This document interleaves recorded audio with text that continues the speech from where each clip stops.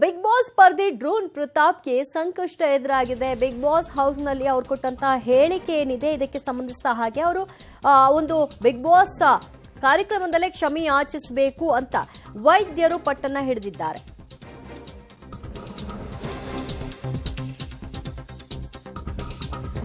Big boss ಸ್ಪರ್ಧಿ drone ಪ್ರತಾಪ್ಗೆ ಸದ್ಯ tension ಆವರಿಸಿಕೊಂಡಿದೆ. Corona ಅವಧಿಯಲ್ಲಿ ನನಗೆ ಹೊಡೆದ್ರು, ಟಾರ್ಚರ್ ಅನ್ನ ಕೊಟ್ಟರು, ನನಗೆ ಮಾನಸಿಕವಾಗಿ ಕುಗ್ಗಿ ಹೋಗೋ ರೀತಿಯಾಗಿ ನಡವಳಿಕೆಯನ್ನ ತೋರಿದ್ರು ಅಧಿಕಾರಿಗಳು ಅಂತ ಅವರು ಒಂದು ಶೋನಲ್ಲಿ ಹೇಳಿಕೆಯನ್ನ ಕೊಟ್ಟಿದ್ರು.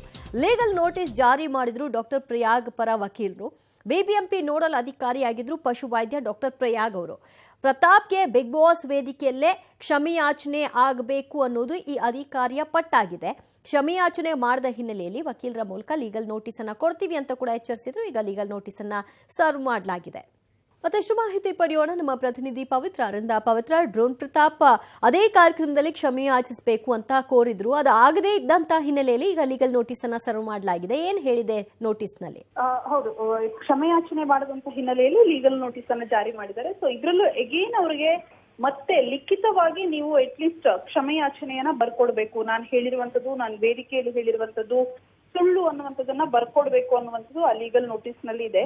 ಇನ್ ಕೇಸ್ ಅವ್ರೇನಾದ್ರು ಬರೆದು ಕೊಡೋದಕ್ಕೆ ನಿರಾಕರಣೆ ಮಾಡಿದಲ್ಲಿ ಅವರ ಮೇಲೆ ಡಿಫಾಮೇಷನ್ ಕೇಸನ್ನ ನಾವು ಹೂಡ್ತೀವಿ ಅನ್ನುವಂತಹ ಒಂದು ಲೀಗಲ್ ನೋಟಿಸ್ ಅನ್ನ ಸರ್ವ್ ಮಾಡಿದ್ದಾರೆ. ಅದರಲ್ಲಿ ಪ್ರತಾಪ್ ಅವರು ಸಾಕಷ್ಟು ಪ್ರಯಾಗ್ ಅವರ ವಿರುದ್ಧ ಆರೋಪವನ್ನ ಮಾಡಿದ್ರು. ಅವತ್ತು ನೋಡಲ್ ಆಫೀಸರ್ ಆಗಿದ್ರು.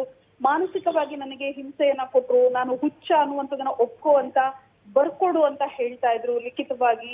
ಸೊ ಈ ರೀತಿ ಜೊತೆಗೆ ತಲೆ ಮೇಲೆ ಹೊಡಿತಾ ಇದ್ರು. ತುಂಬಾ ಮಾನಸಿಕವಾಗಿ ನನ್ನನ್ನು ಕುಗ್ಗಿಸುವಂತಹ ಪ್ರಯತ್ನಗಳಾಗಿತ್ತು. ಜೊತೆಗೆ ಮನೆಯವರ ಬಗ್ಗೆ ತುಂಬಾ ನೆಗೆಟಿವ್ ಆಗಿ ಮಾತಾಡ್ತಾ ಇದ್ರು. ನಿನ್ನ ಈ ರೀತಿ ಆದ್ರೆ ನಿನ್ನ ತಂಗಿಯನ್ನ ಯಾರು ಮದುವೆ ಆಗ್ತಾರೆ, ಈ ರೀತಿ ಎಲ್ಲ ಹೇಳ್ಕೊಂಡು ಬಂದಿದ್ರು ಅಂತ ಆರೋಪವನ್ನ ಮಾಡಿದ್ರು.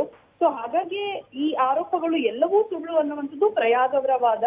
ಹಾಗಾಗಿ ಲೀಗಲ್ ನೋಟಿಸ್ ಅನ್ನ ಜಾರಿ ಮಾಡಿದರೆ ಸದ್ಯ ಲೀಗಲ್ ನೋಟಿಸ್ಗೆ ಪ್ರತಾಪ್ ಅವರು ಯಾವ ರೀತಿ ಉತ್ತರವನ್ನ ಕೊಡ್ತಾರೆ ಏನು ಅನ್ನುವಂಥದ್ದು ನೋಡ್ಬೇಕು. ಒಂದ್ ವೇಳೆ ಉತ್ತರವನ್ನ ಕೊಡದೇ ಇದ್ರೆ ಲಿಖಿತ ರೂಪದಲ್ಲಿ ನಾನು ಡಿಫಾಮೇಷನ್ ಕೇಸ್ ಅನ್ನ ಹಾಕ್ತೀವಿ ಅನ್ನುವಂಥದ್ದು ಪ್ರಯಾಗ್ ಅವರ ವಾದ. ಸೊ ಅದನ್ನೇ ಎಕ್ಸಾಕ್ಟ್ ಆಗಿ ಮೆನ್ಷನ್ ಮಾಡಿದ್ದಾರೆ. ದಿವ್ಯಾ, ಥ್ಯಾಂಕ್ ಯು ಪವಿತ್ರ ನಿಮ್ಮೆಲ್ಲ ಮಾಹಿತಿಗೆ.